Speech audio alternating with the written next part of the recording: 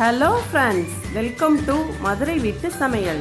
அனைத்து நெஞ்சங்களுக்கும் மதுரை வீட்டு சமையலின் அன்பார்ந்த வணக்கங்கள். இன்றைக்கி கொஞ்சம் டிஃப்ரெண்ட்டாக சூப்பரான evening snacks recipe rava potato finger எப்படி செய்யலான்னு பார்க்கலாம்.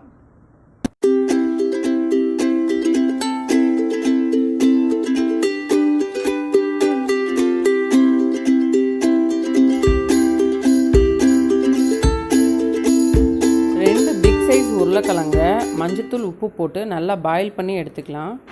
பாயில் பண்ண பொட்டேட்டோவை நல்லா சின்ன சின்னதாக துருவி எடுத்துக்கலாம்.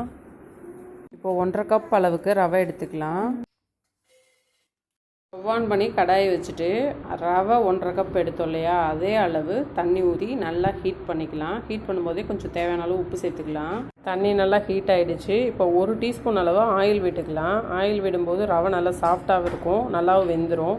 இப்போ நம்ம மெஷர் பண்ணி வச்சுருக்க ரவையும் போட்டு நல்லா கிளறிக்கலாம். ரவை வறுத்த ரவையாக தான் இதுக்கு நான் எடுத்திருக்கேன். பாருங்கள், அவ்வளோதான், நல்லா வெந்துருச்சு. ஆல்ரெடி எடுத்து வச்சுருக்க உருளைக்கிழங்க ஒரு பவுலில் போட்டுக்கலாம். அதுக்கப்புறம் ஒரு டீஸ்பூன் அளவு மிளகாய்த்தூள், எந்த மிளகாய்த்தூள் இருந்தாலும் சரி, 1/4 டீஸ்பூன் சீரகத்தூள், 1 டீஸ்பூன் இஞ்சி பூண்டு பேஸ்ட்டு, 1/4 டீஸ்பூன் மஞ்சள் தூள், அதுலேயே மஞ்சள் சேர்த்துருக்கோம், கொஞ்சமாக சேர்த்துக்கலாம். மிளகுத்தூள் கொஞ்சம் போட்டுட்டு ஆனியன் உப்பு தேவையான அளவு சேர்த்துக்கோங்க. அதுக்கப்புறம் ஆனியன் 2 கட் பண்ணி வச்சுருக்கேன். இது ஆப்ஷனல் தான், ஆனியன் வேணும்னா போட்டுக்கலாம். பச்சை மிளகா குட்டி குட்டியாக 2 பீஸ் எல்லாம் போட்டு நல்லா மசிச்சுக்கலாம்.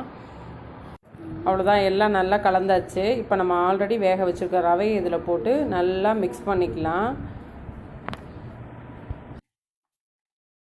எல்லாம் நல்லா மசிச்சாச்சு. இப்போ இது ஒரு 10 நிமிஷம் க்ளோஸ் பண்ணி வச்சிடலாம்.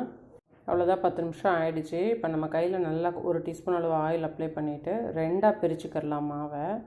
அதை நல்லா பால் சைஸில் உருட்டிட்டு கொஞ்சம் கொஞ்சமாக சப்பாத்திக்கு நம்ம மாவு எடுப்போம் இல்லையா, அந்த ஷேப்பில் எடுத்து ரவுண்ட் ரவுண்டாக உருட்டிட்டு அதை அப்படியே லாங் ப்ரெஷ் கொடுத்து லைட்டாக பாருங்கள் நான் எப்படி பண்ணுறேன்னு, ஃபிங்கர் ஷேப்பில் வந்துருச்சு. இப்படி எல்லா உருண்டையும் நம்ம உருட்டி உருட்டி எடுத்து வச்சுக்கலாம். நல்லா லென்த்தாக உருண்டையாக உருட்டிட்டு லென்த்தாக கொடுத்தோன்னா இந்த மாதிரி வந்துடும். இப்போது ஸ்டவ் ஆன் பண்ணி கடாயை வச்சாச்சு. தேவையான அளவு ஆயில் ஊற்றிக்கலாம். ரெடியான பொட்டேட்டோ ஃபிங்கரை எடுத்து வச்சுருக்க கார்ன்ஃப்ளவர் மாவில் நல்லா பரட்டிக்கிட்டு டைம் இருந்ததுன்னா ஒரு 1/2 ஹவர் ஃப்ரிட்ஜில் வச்சுட்டு எடுத்து எண்ணெயில் போடலாம், இல்லைன்னா அப்படியே போட்டுக்கலாம். ஆயில் சூடாயிடுச்சு, ஃபிங்கர்ஸை உள்ளே போட்டாச்சு. இது நல்லா லாங்காக இருக்கிறதுனால ஒரு 3 பீஸ் இல்லைனா 4 பீஸுக்கு மேலே போட முடியாது. அப்படியே போட்டு போட்டு எடுத்துக்கலாம். நல்லா வெந்துருச்சு.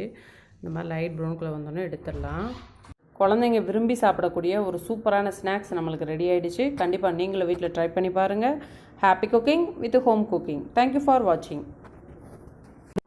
இந்த வீடியோ உங்களுக்கு பிடிச்சிருந்தா மறக்காமல் சப்ஸ்கிரைப் பண்ணுங்கள். நம்ம அப்லோட் பண்ணுற வீடியோஸ் நோட்டிஃபிகேஷன்ஸில் உடனே உங்களுக்கு வந்து சேர பக்கத்தில் இருக்க பெல் ஐக்கானை கிளிக் பண்ணுங்கள்.